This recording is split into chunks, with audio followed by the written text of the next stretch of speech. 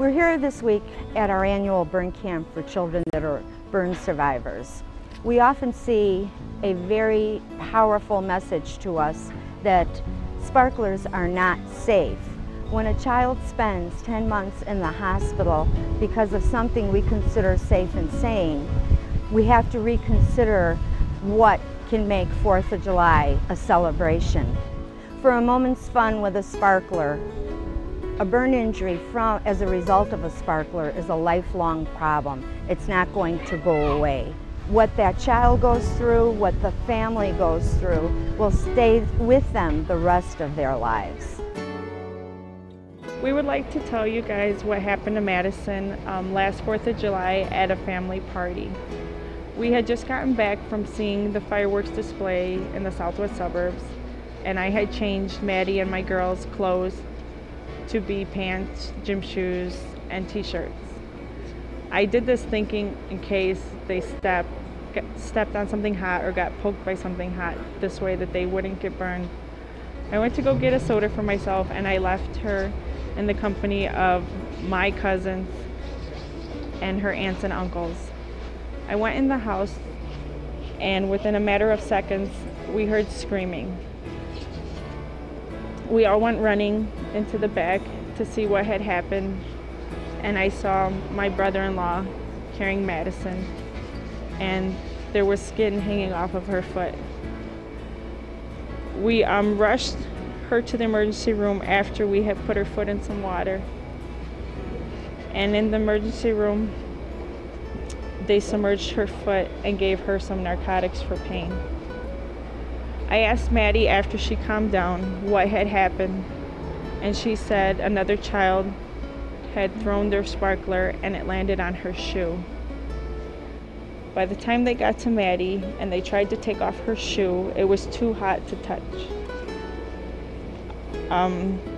Maddie suffered 2nd and 3rd degree burns on her foot. The sparkler went in through this hole and stood on fire inside her shoe, which burned most of the top of her foot. I don't know if anyone else has ever cared for a burn, but it's very painful. And that was my job, to clean it and listen to her scream every day and every night. And her little sister and her older sister would beg for me to stop hurting her.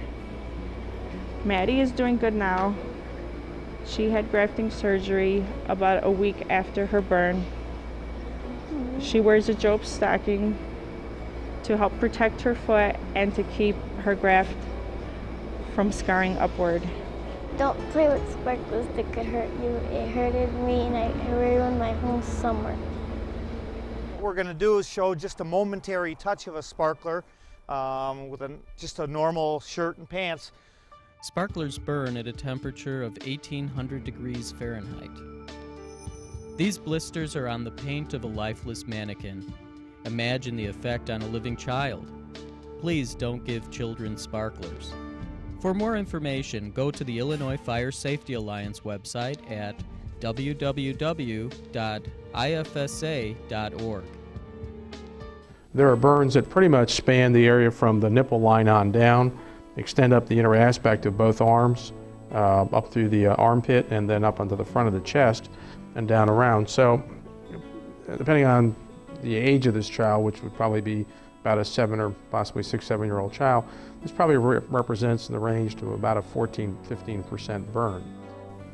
Additionally, there are areas that are notorious for being problems in terms of long-term function, with the burn extending up in the inside of both arms here, because that part of the body, when it heals, tends to heal with scarring and restricted motion.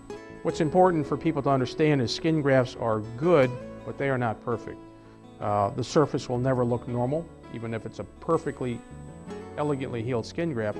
It is still not really possible to make this be something that people won't see with their eye. Clearly, the best solution for this treatment is to never have had it happen in the first place. I've worked on the burn unit for the past 12 years and have been involved in multiple burn camps. A third of our population is children, and I'd like to speak just a few minutes to some of the devastation that an injury caused by a sparkler can bring about and cause. Burn injuries are extraordinarily painful. And the pain process does not just stop with the burn. When they're admitted into the hospital, their burns are washed and cleaned, and the dressings are done twice a day. And so twice a day, a child is put through an extraordinarily painful experience until it's determined that the burn injuries are going to either require surgery or heal on their own. And this pain lasts for several weeks. And for young children, it's not something that they understand or they adjust to well. Often we go back out to the schools to help with school reentry because, again, in this image-conscious society, scarring can be something that's very difficult for the children to emotionally have to deal with and manage. Children in the schools don't understand why they have to wear garment suits and wear something that looks different. And once the garment suits come off eventually down the road, why their skin looks so different, and they're always in the position of having to explain that. So it doesn't go away, and it's there forever. The Illinois Fire Safety Alliance is a fire and burn prevention organization that's known very well for our burn camp for those that unfortunately succumb to a burn injury. But really this organization is about preventing burn and fires. And fireworks is one of those areas that is probably the easiest to prevent. The problem is that people really don't understand fireworks. The sparkler, for example, seems to be very innocent and doesn't seem to be something that would burn you, but nothing could be further from the truth. A sparkler burns at up to 1800 degrees. If we have a child next to an oven and it's set at 350, we tell them don't touch it, it's hot. The burns that result from that momentary touch of a sparkler will carry that child through their life. And the parent then has to deal with the guilt of saying, I didn't think that it was dangerous. And that's what the purpose of this video is to educate people about the hazards associated with fireworks, especially sparklers, because those are the devices that are marketed to children.